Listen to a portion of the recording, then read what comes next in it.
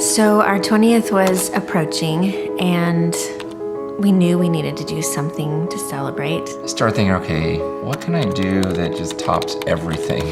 So I started thinking about different vacations we've had. There's Hawaii, maybe we try something new like Fiji or whatever. And then I thought, man, the greatest times we've had in life have been those times when we actually serve somewhere together. And so we said, why not do that for our 20th and go somewhere crazy, and let's go to East Africa. It's our honeymoon. Yeah, what's up? This ministry that we've been supporting, our friends Pat and Sue, I'd like to see it.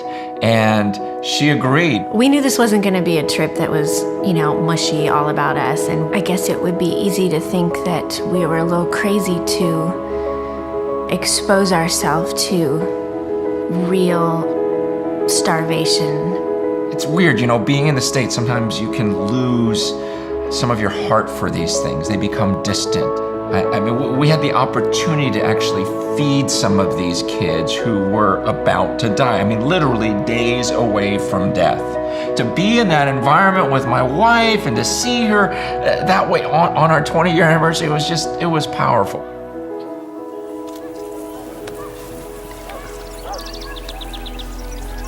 All the girls that you see behind me, there's more than 500. Each of them will have to leave tonight, this party, and have to go back to the red light district and work in commercial sex.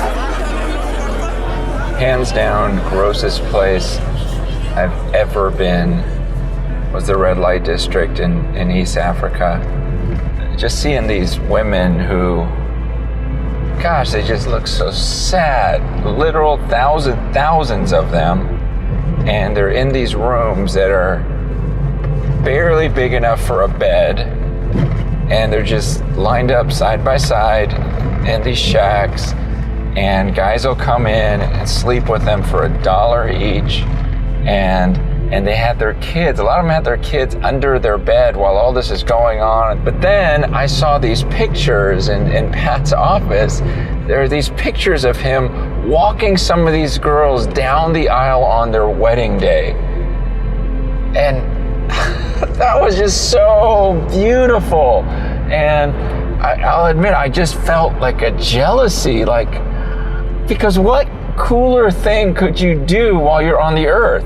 Like to think that you helped a girl out of that misery, like that hopelessness, and you introduced her to Jesus, you helped her get a job, you helped her, realize what she was created for, and then she falls in love with a guy, and he actually treats her like a woman, and now they're gonna get married, and she looks at you and says, well, you're the one, you've been my dad, you've been the dad to me, will you walk me up the aisle? And to have the honor of handing this woman over after seeing her life change, and then give her over to a man who's actually gonna treat her with respect and take care of her and cherish her.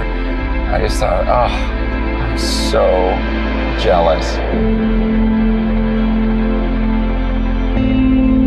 In the brothels, we saw the ugliness and the hopelessness and the despair, but we were able to see what the gospel can do, that there can be fruit and change, and there's girls that can be taken from this place of slavery into a place of freedom. I asked Pat, I go, okay, how much does it cost for a medical clinic so we could just set up camp and care for these kids? And he had plans. They had been talking about a village where he could rescue about 1,000 of these gals at a time. And I'm like, how much is that gonna cost? He goes, about $5 million. And my mind's just spinning, and I'm talking to Lisa, like, we gotta do something, we gotta devote our lives to these types of things. And I go, this book we've been writing, we were just gonna give it away to everyone for free. And then we thought, no, some people can afford it.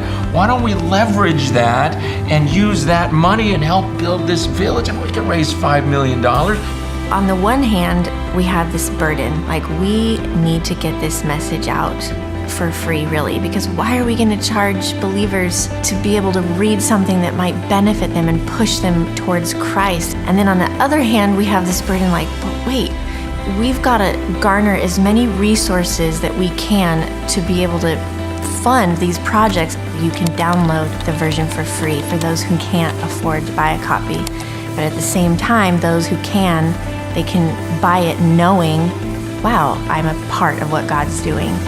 And we just started getting excited, going, let's do this with excellence. Let's self-publish. We started recruiting filmmakers. We're getting guys that develop apps, all sorts of people to just jump on the team. As everyone started pitching in and wanting to do this, what was going to be just Lisa and I writing a book became this team effort where You and Me Forever was going to be about something that was not only going to affect a bunch of marriages, but it was the body of Christ coming together to help our brothers and sisters in another part of the world.